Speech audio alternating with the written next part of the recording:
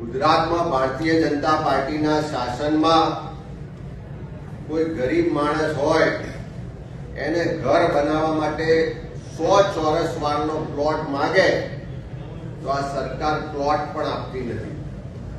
પણ ઉદ્યોગપતિઓ હોય, કોઈ મોટા લોકો હોય, કોઈ એમની માનીતી સંસ્થાઓ હોય, એ જ્યારે જમીનો માંગે છે તો પાણીના ભાવે લાખો ચોરસ મીટર જગ્યાઓ આપી દેવામાં આવે છે. અને એમાં જે નીતિ નિયમો છે એનું તમામ રીતે ઉલ્લંઘન કરીને આપવામાં આવે છે. આ જમીન આપતા પહેલા ત્યાંના જે સ્થાનિક લોકો છે એને પણ ક્યાંય પરામર્શ કરવામાં નથી આવતો. એનાથી શું ફાયદા નુકસાન એ પણ જોવામાં નથી આવતું.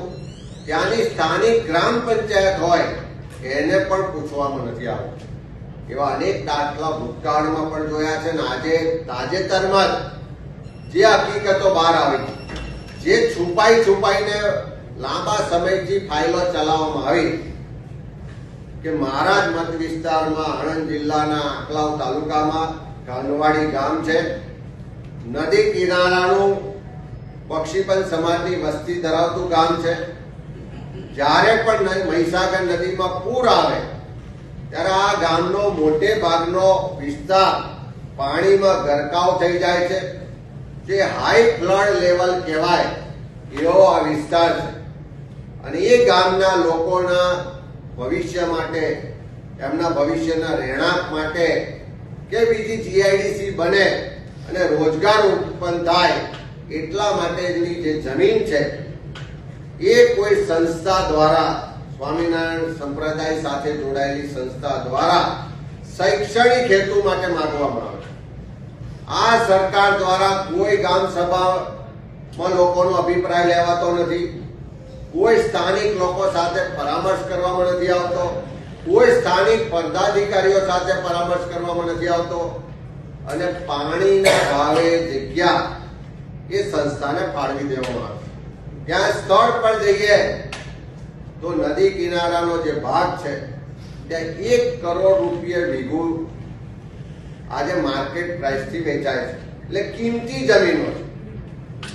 પણ સરકારે આખી 200 વીઘા જમીન જેની કિંમત 200 કરોડ કરતા વધારે થાય એ જમીન ફક્ત 37 કરોડ રૂપિયાના ભાવે આ સંસ્થાને આપી દીધી.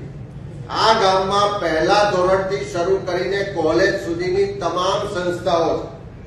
આ ગામમાં એક જ ગામમાં સીમ વિસ્તાર સુધી 4 જેટલી પ્રાથમિક શાળાઓ, હાઈસ્કૂલ, કોલેજ બધું જ આ જ ગામમાં સુવિધા ઉપલબ્ધ છે. અને તેમ છતાં છે કે રાજકોટથી કોઈ સંસ્થા આવી અને સરકારને એમ કે અમારે અહીંયા શૈક્ષણિક સંકુલ બનાવવું છે, અમને જમીન આપો. કદાચ 1 વીઘું, 2 વીઘું, 5 વીઘું, 10 વીઘું આપી હોત તો સમજી શકાય. પણ શૈક્ષણિક સંકુલ બનાવવા માટે 200 વીઘા જગ્યા શું કામ જરૂર છે? 200 વીઘા જગ્યામાં એવું તો કયું શૈક્ષણિક સંકુલ બનવાનું? એ કોઈ સ્પષ્ટતા કે પરામર્શ વગર આ નિર્ણય લેવાય છે. એનો સ્પષ્ટ મતલબ છે કે ગામના લોકો, મારા સહિત બધા જ પક્ષાપક્ષીથી પર રહી અને આંકલાવ તાલુકામાં જીઆઈડીસી બને, ત્યાંના લોકોને સ્થાનિક રોજગાર મળે એના માટે વર્ષોથી લડીએ છે. સરકારે ગત સત્રમાં જીઆઈડીસી બનાવવાની જાહેરાત કરી.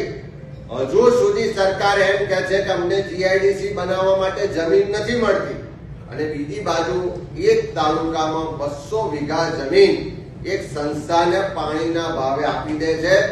એનો સ્પષ્ટ મતલબ છે મળતિયાઓ માલામાલ થાય અને બાકીના લોકો લૂંટાય, ઘરબાર વગરના થાય એવી નીતિ સરકારની છે.